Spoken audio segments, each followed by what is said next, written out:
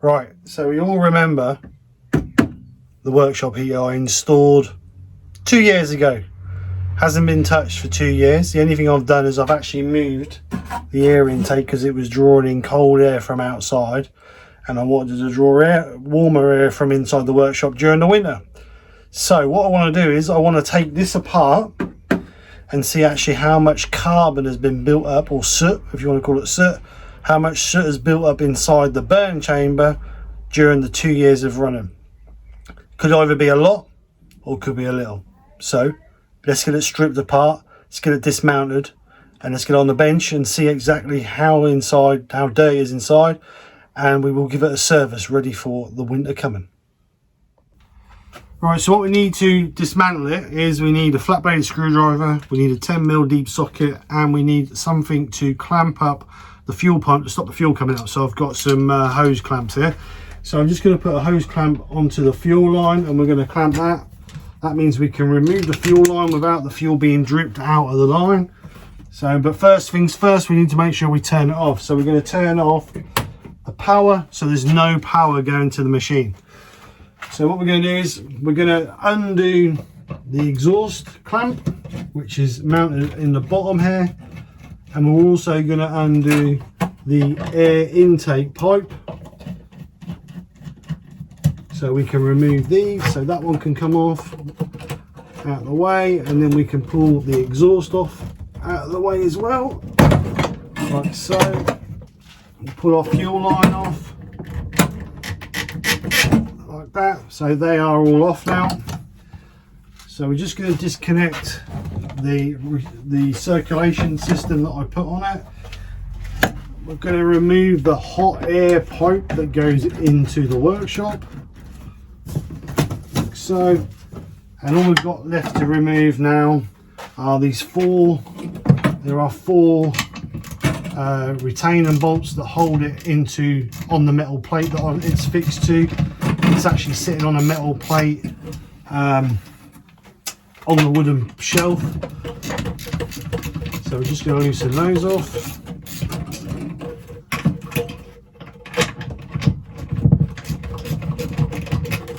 The final one at that back corner.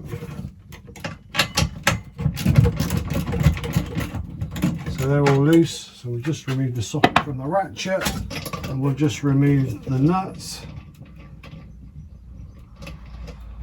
making sure you don't drop them.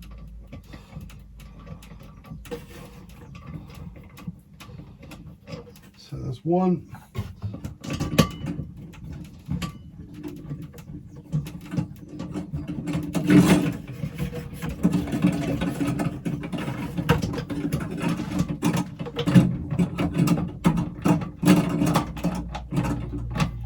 Two. See the studs come out with that one, but it doesn't really matter. As long as we put it back in the same place, it doesn't really matter.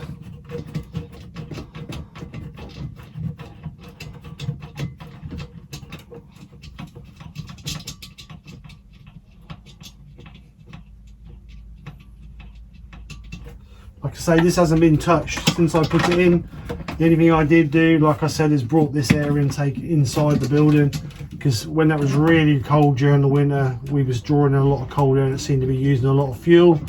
So to make it a little bit more fuel efficient, I brought the hose on the inside, just so it was drawing in air from a room that was a little bit warmer than outside temperature.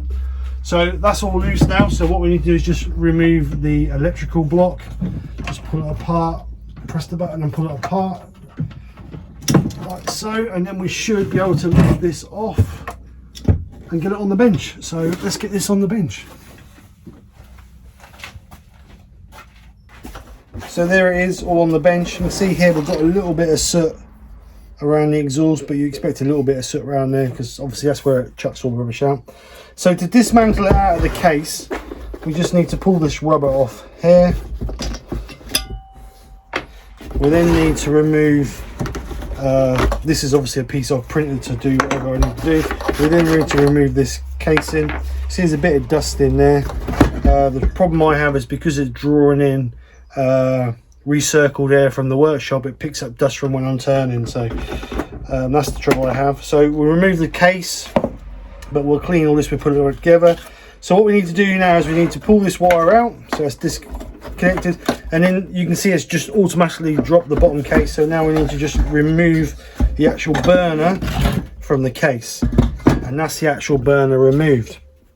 So this is the air intake feed. There's a fan in there that draws around, and that's the air that's rammed into the combustion chamber to create the burn, and then expelled obviously through the exhaust. So the actual bit we need to get to, which is the burner, is behind this section here. So we need to remove the control panel. We can leave the fan on. This fan is just basically designed to blow warm air over the heat exchange, which blows into your workshop to warm your workshop up, or whatever you're heating up. So what we're going to do is we're going to remove this control panel, and then what we're going to do is then we're going to then remove the 4 screws that hold this on, or 4 bolts should I say, and then we'll remove the whole fan system, because there's a fan on the inside of that draws air in and circulates and pressurizes through to the burn chamber. So let's get this control panel off first. So what we need for that is an Allen key. I think it might be that one. No, it's the next one up. So just one cap screw in there to remove that. So make sure we put the cap screw or the screw over to one side, out of the way. So this has got a little clip on it, so we just want to push those little clips in just to lift that off. Now be careful here, because you've got several plugs plugged into here. You've got your fan plugged in, so we need to disconnect that. This is your glow plug, so we need to remove that one as well. And this one here is a temperature sensor, or a burn sensor, and all it is a temperature probe on the top, and it just lets you know, it lets the machine know that obviously if it gets too hot or it doesn't fire up and generate any heat. So what we need to do now is we need to remove this section here. So we need an Allen key to take that one. So it's that one. So we're just going to undo these screws and remove the fan system that draws in the cool air to the burn chamber. So again, keeping them all together.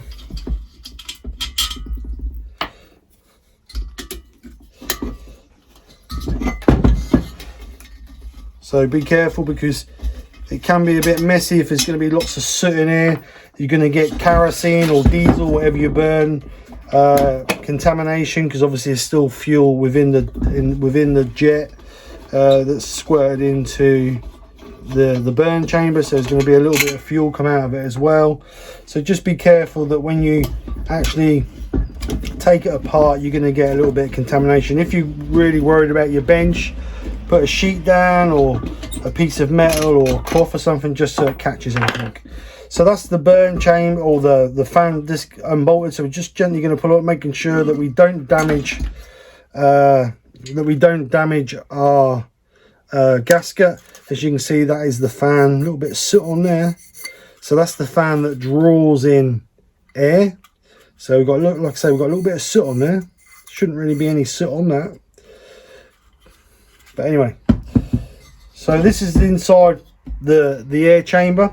This is where the air is rammed into the chamber, and then this is your jet that pushes the fuel into. So what we need to do now is we need to remove this part here. But first things first, we need to remove our glow plug, because we can't get that out with our glow plug in location. So I believe there's a 13mm spanner.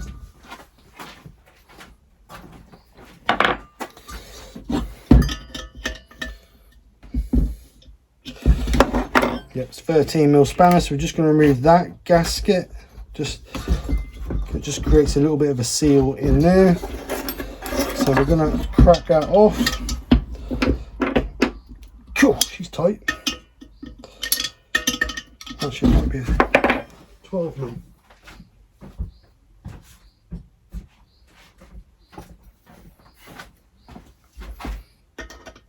Yeah, it's actually 12 millimeters, not 13. So we're just going to wind that out.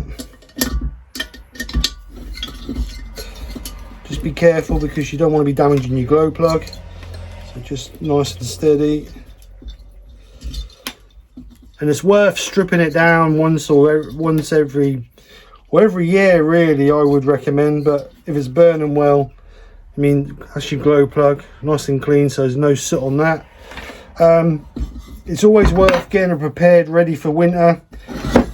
So if you've got the time, strip it down, clean it, put it all back together, fire it out, make sure she's all running well, and then you know winter time you're going to have a maintenance or hassle-free period where it's not going to fail on you. You're never going to stop mechanical problems, but if you look after it and service it regular, then obviously it's just going to prevent issues that are you can try to avoid. So there's 4 screws in this, so we're just going to remove these 4 screws out. Now a little bit of soot I've got in there and on there may be because when the air intake was outside, it could have been drawing in a little bit of soot when it was firing up, and that could just be why there's a little bit of soot on there. So other than that, I don't know why there would be soot on there. So last screw.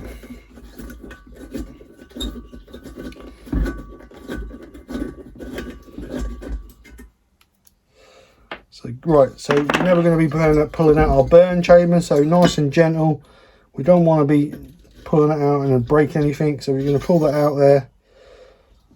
And there is the burn chamber, and this is the moment of truth.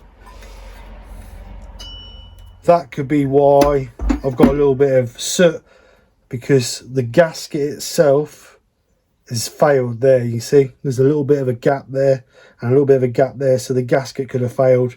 That's perhaps why there's a little bit of soot coming through into that chamber there. So we can sort that out, we can replace that gasket. But this is where we want to see if there's any soot in here after 2 years of running. So, can you see in there? Let me get a torch and we'll have a better look.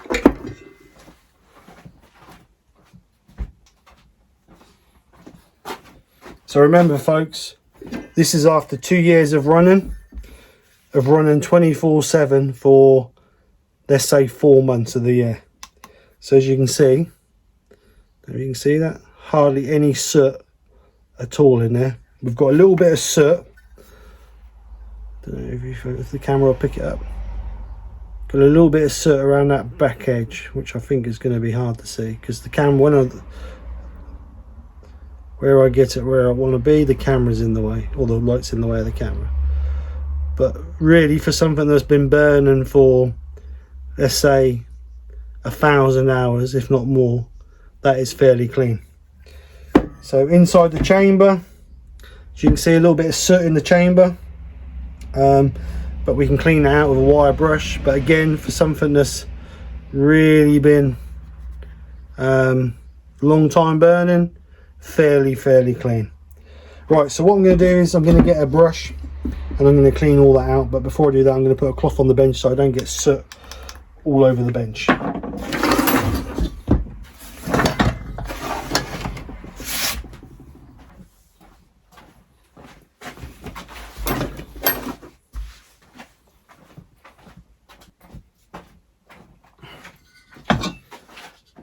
Got a small brass brush here I'm just going to use just to clean this out. I'm just going to gently rub that over to clean it out. Like I say, for something that's been running for so many hours, it's fairly clean anyway. But we're just going to get rid of any of that soot in there that we can get rid of.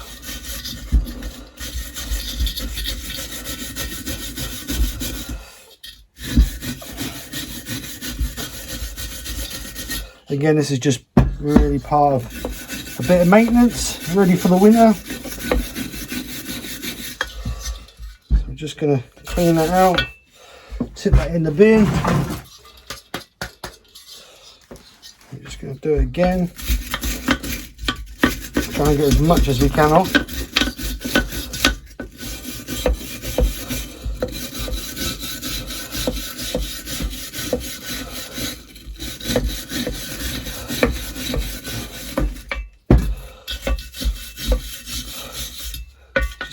Down the bottom there.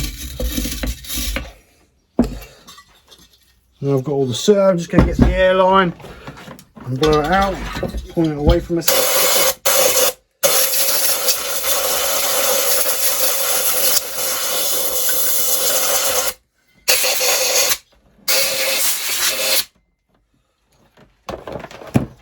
So that now is clean. Well, it's not clean, but we've got rid of all the loose soot.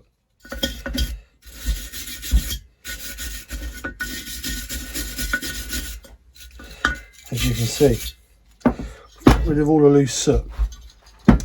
So now what we're going to do is just give this a quick rub over, get rid of any loose particles we've got on this.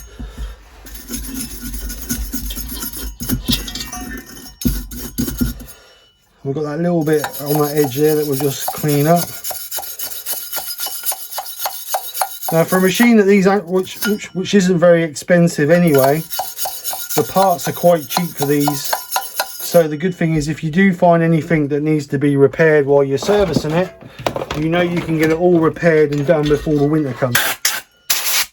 So that is a really good reason why you should be servicing your heater during the spring or the summertime. So if you need to, you've got plenty of time to get the new parts. Because obviously we don't need it this time of year. So I need a new gasket for that. So I don't think I've got one. I did buy a load of spares when I first bought the machine, just in case, but like I say, I haven't used any of them. But I will check. If not, I will leave this here and I will get one ordered. But I'll go and check and see what I've got. If not, I could make one, I suppose, but we'll see what I've got. So I just had a look, got no gasket, or I have got a gasket, but not the one I want. I've got the one that comes on this side, and I don't need that one. So what I'm going to do, I've ordered a new one. It's going to be here tomorrow, good old Amazon. So we'll come back tomorrow and put this all back together. There's no point putting it back together now with a dodgy gasket, because that's only going to let fumes out, and we're going to not get the correct air and fuel ratio. So we'll wait for that to come tomorrow, and then we'll get it all back together. We've got our spare parts. I actually ordered a kit where you get the spare glow plug. It was just well, it was about £4 more expensive to buy the one with the glow plug as it was without them. I keep the glow plug as a spare just in case. And the good thing with that is you get a little key to remove the glow plug as well, so even better. So this is the gasket we actually want, because obviously this one was all broken out, so we'll get rid of that one. So now we can get this all back together. So we're just going to locate this where it wants to go, making sure we get the right way, so it lines up like so. We know the glow plug goes to that top corner, so we're going to work that in there, making sure we get this in the correct place and get it lined up properly.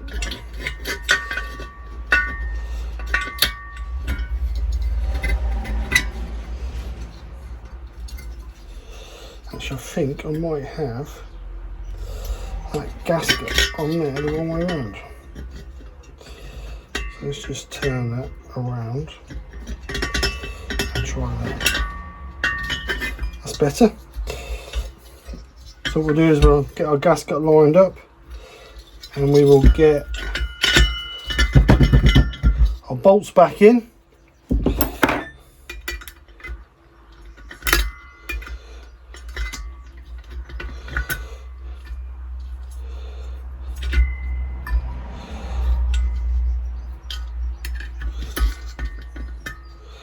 So making sure we put the right bolts back in it.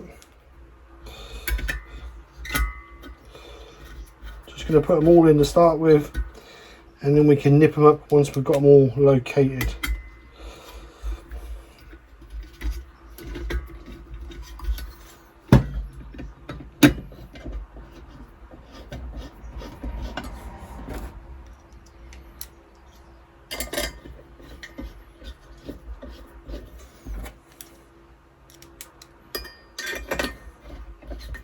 So now they're all located, just gently nip them up. They don't need to be really tight. We just want to create a seal between our burn chamber and the air chamber, so we can get it back together now.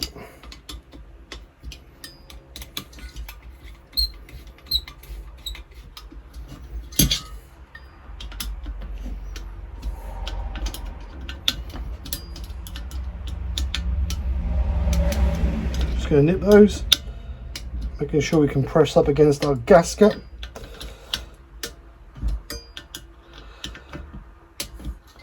Like so. Now this is a replacement gasket for this one here, but the actual one that came off of it, there's nothing wrong with that, so I'm going to keep that as a spare, and I'll use the original one. I don't see the point of putting a new one on there if there's nothing wrong with the original. So we'll put that, actually we'll put the glow plug back in first, I think. So this is the existing glow plug, just gently wind that in.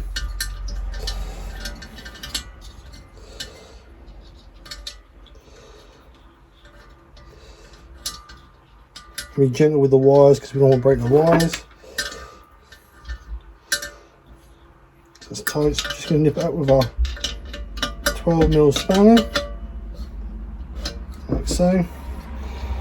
Make sure you put the grommet on, or make sure the grommet goes back in correctly, because that's what keeps it airtight when you're burning. Without that in there properly, it wouldn't run at the right mixture because it'd be drawn in too much air. The air won't be regulated enough, so make sure you get that in.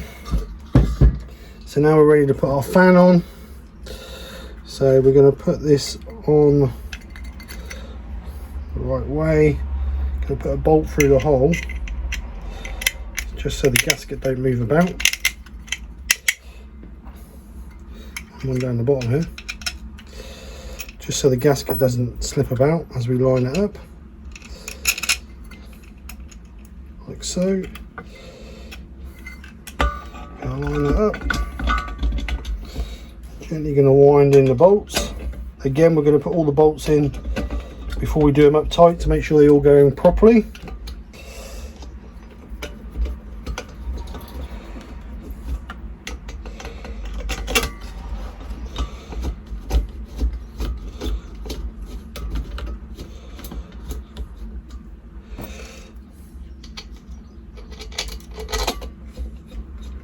As you can see, there's not many components to the actual heater, and it's fairly straightforward to strip and rebuild. And the good thing is with these cheap Chinese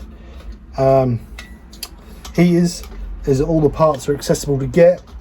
Replacement motors for the fans you can get, replacement burners you can get, obviously glow plugs, control boards, anything you need to replace on them you can replace. So they're fairly accessible to get hold of. So again, we're just going to nip those up. Don't need a major tight. So now we're going to come and put our control board back on. Now we need to make sure we plug things back in. You can't really get the actual things plugged into the wrong place because they're all different plugs. So our fan's a 3-pin plug. This is the only 3-pin on the board. So that's 3-pin. Our glow plug is 4-pin, and that's the only 4-pin on the board. And it'll only go in one way because it goes on to clip onto that back panel, like that. And then this sensor here is a 2-pin, and again there's only one 2-pin on the board. So we're just gonna get that back in place. So that'll slide down there, just making sure that all the wires are out of the way of the fan, that they don't catch on the fan when it rotates. I'm just going to put the cap screw back in place.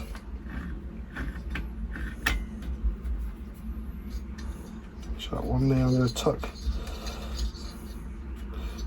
that underneath that control board, just so that's out of the way.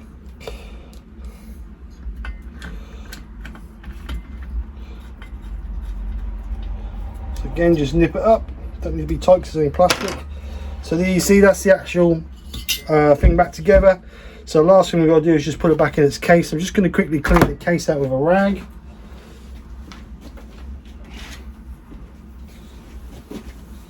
So I'm just going to quickly clean this case out, get rid of some of the dust out of it. You know, I say this hasn't been apart for 2 years. So considering that it's never been apart, it's fairly good condition, I think. And we've got a little bit of dirt and that on there, so I'm just going to get the airline. I'm just going to blow off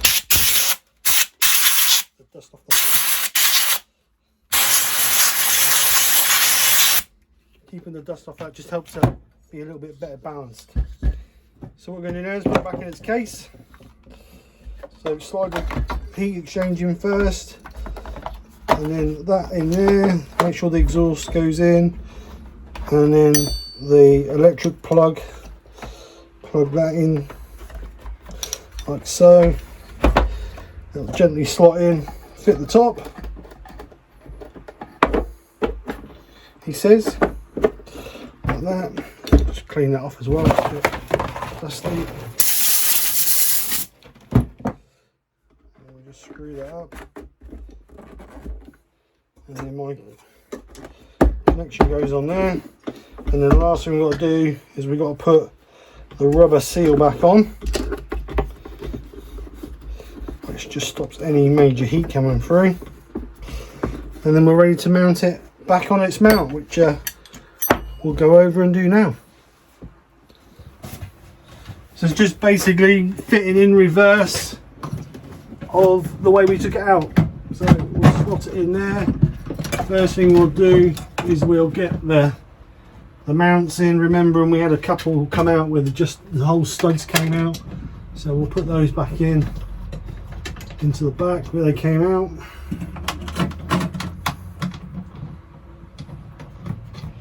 Now, if you've got loads of flex on your exhaust, it's going to be easy to fit, but mine's a bit tight, so it's going to take a little bit of wiggling about to get the exhaust to connect properly, but it's nothing that we can't manage. So just wind these up with the socket.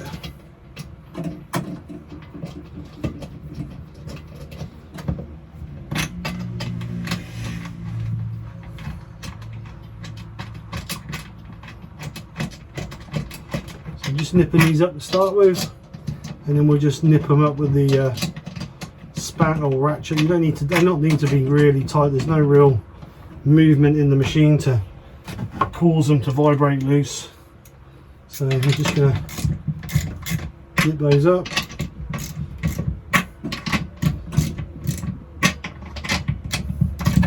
That's it, it's enough. So we're going to get exhaust on. So like I said, this is going to be a little bit awkward because there's not a lot of room for me to move that about to get it on, but there we go, that's on. So that one's in. So we've got our air pipe, input air pipe, just straightforward and easy. So let's just do those up. We've got our fuel pipe on, so we'll make sure these are nice and tight or nice and secure, because if not you will end up with fumes inside the building, which you don't really want.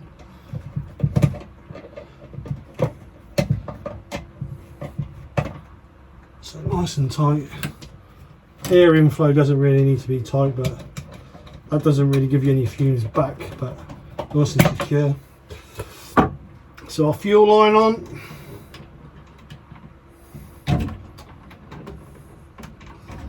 Just pushes on like so. Take the clamp off. Just give that a bit of a squeeze so the pipe opens up a little bit. Being a hard plastic pipe. Perfect. So got our electric connection back together. Only goes together one way, just like that. We will put our feed pipe back on. All this does is just gives me fresh air, or that draws warm air out of the workshop. So I'm not drawing cold air in from the shed in the winter time. So it just gives me a little bit of warm air drawn in. So hopefully in theory it should recirculate warmer air quicker. And then the last one we've got to do is we've got to put on the warm air outlet and just nip that up. So if you do this and you don't clamp your fuel pipe, you may have to bleed your system. But because I clamped my fuel pipe, I only lost a little tiny bit of fuel in there. So on the startup sequence, it will, or it should, push it through far enough and get it to fire. So even though it's 30 degrees in the workshop, I'm going to fire it up and make sure it works. So I'm going to turn the electric on and we'll go over and fire it up. So as you can see there, the control panel's just turned on and it's saying 0000. Well, I'm not going to set the time on it because I'm going to turn it off again anyway because it's summertime. So what I'm going to do is I'm just going to press the power button and to get it come on, and all I really want to do is to fire up to test it to make sure it works okay. So we'll just go over. So you can hear the fans going, so we know the fans working. The glow plug will now be heating. Sorry, you can hear the fans working. So you can hear the fans working. The glow plug will be warming up, and then that should, after a couple of minutes, it should start to tick on the fuel pump, which is there, and it should start pushing diesel or kerosene or whatever you're running it onto into the heater to get it to fire up. So we'll give that a minute or two and hopefully she'll fire up. So my pump's just started to tick, as you can hear it, so that means it's putting fuel in. You can see the fuel is going in because the little air bubbles that were there have now disappeared, so we know the fuel's going in. So it's just a case of waiting for it to see if it fires up.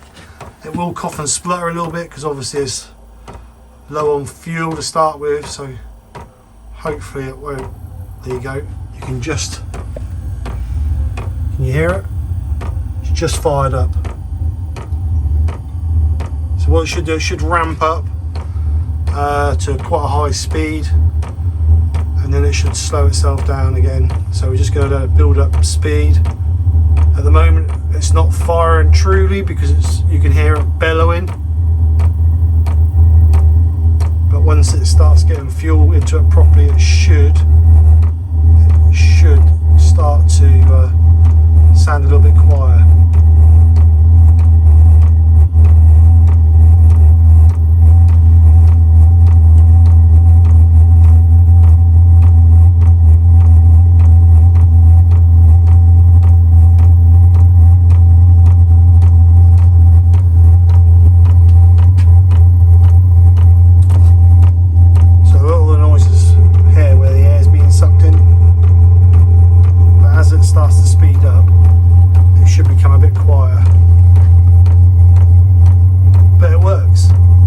Serviced it, we've cleaned it all out, we've got it all running nice and neat, all nice and sweet again, and good for another 2 years. As you can hear now, this is quieting down a little tiny bit.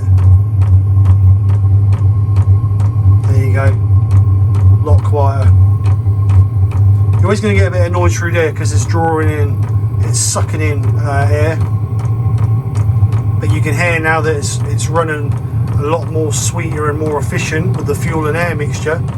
So you can hear now it's just sucking in air in here rather than bellowing where it's trying to fire properly. So I'm just going to let it build up to temperature and then I'm going to shut it down. So I just came outside to make sure there's no soot or smoke coming out of it. Expected a little bit when it fired because obviously it's misfiring to start with. This is my old air intake, which like I said I've changed because it was drawing cold air all through the winter and it was taking a lot, it seemed to be using a lot of fuel, so I changed it so it was bringing in warmer air from inside the garage.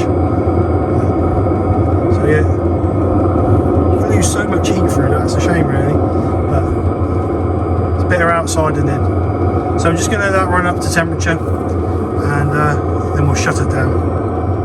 One of the hottest days of the year in the workshop and we're running the heater, must be mad. So I'm just going to check my outlets with this digital thermometer to see what it's coming out at. So it's coming out at 50 degrees.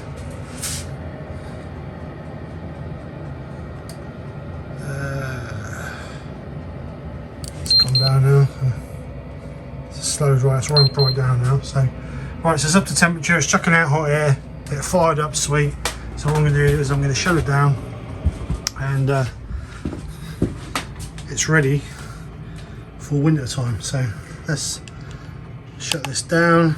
So press and hold the button to turn it off. There we go, off, and it will cool the fan or cool the heat exchange down and shut itself off. So there you go, it's now shutting down, and once it's shut down I'll turn the power off to it and that'll be it till next or the end of the summer, and it'll perhaps turn it back on end of September, beginning of October when it starts getting really cold. Like I said in the video, my workshop heater is running all through the winter time. I don't turn it off. Once it's turned on, it stays on unless we get some really hot days and the workshop gets too unbearable, but other than that it runs 24/7. I don't turn it off at all. As you see from the amount of soot we had inside it, it's not really a lot of soot for something that's been running for 2 years or for 2 winters constantly. I run my heater on kerosene. I find it the most cost-effective way to heat the workshop, and you know, these heaters will burn on most things. They'll burn diesel, kerosene, old engine oil with kerosene mixed into them, whatever you want to put through them, basically they'll run on. So they are a good heater, and like in the video, there's nothing to them to take them apart. They are so basic, it's unreal. As long as they've got a combustible chamber and they've got fuel to them, they're gonna run. So check yours out, make sure you get it ready for the next winter. You don't want to fail during winter. So anyway guys, thanks for coming over and watching, hope you've enjoyed. I'll see you on the next one. Take care, speak to you soon, and bye for now.